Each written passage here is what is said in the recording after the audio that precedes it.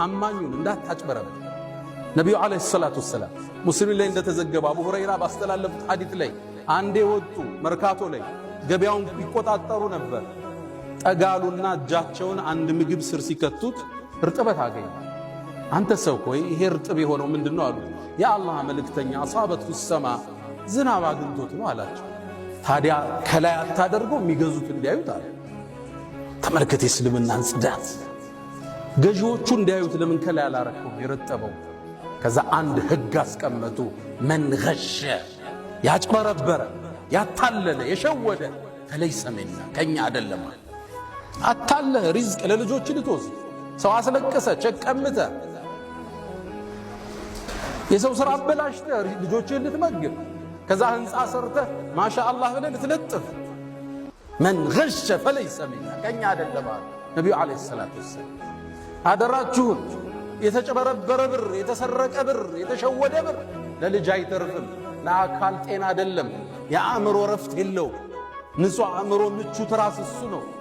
የሰው ዱዓ የሌለበት ለቅሶ የሌለበት ዘግተ ያልጠፋበት ስራ ጣፋጭ ነው።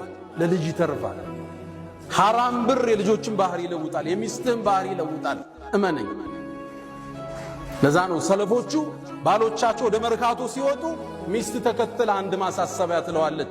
እባክህን ሐራም ይዘህብን እንዳትመጣ፣ ከረሃብ እንታገሳለን፣ ከሳት ግን መታገስ አንችልም ትለው ነበር። መን ገሸ ፈለይሰ ሚና። መርካቶ ላይ የሚሰማው አስደንጋጭ ነው። አስደንጋጭ የተበላሸን ነገር ደብቆ መሸጥ ኖርማል እርድናም ነው። አንተ ቢዝነስ አልገባህም ሁሉ ሊልህ ይችላል። ጤናን ከፈለክ ጣፍጦ መብላት ከፈለክ የሰጠህን አላህ በሐላል ይሄ ደርድረው ለልጅ ልታወርሰው ነው። ይሄን ሁሉ ብር ላንተ እኮ አይሆንም። ቀብርም አብሮህ አይገባም። ልጅህ እንደፈለገ የሚያረጋውን ብር ሰው አስለቀሰ ታመጣለህ። የሙስሊም ነጋዴ ባህሪ አታጅሩ ሰዱቅ አልአሚን፣ እውነተኛ ነው፣ ታማኝ ነው። ሙስሊም ካበለ ቀኑ ዘነበለ፣ ሙስሊም ከዋሸ ቀኑ ተበላሸ። አያቶቻችን ያስከበሩት ታሪካዊ ስማችን ታማኝ ነጋዴዎች፣ ደጎች፣ በዚክር አብረው የሚነግዱ የሰውን ችግር የሚረዱ አያቶቻችን። ይሄ ስማውን ተቀይሯል አይደለም? ብዙ ታሪክ አለ መርካቶ ውስጥ፣ አስደንጋጭ ታሪክ አለ።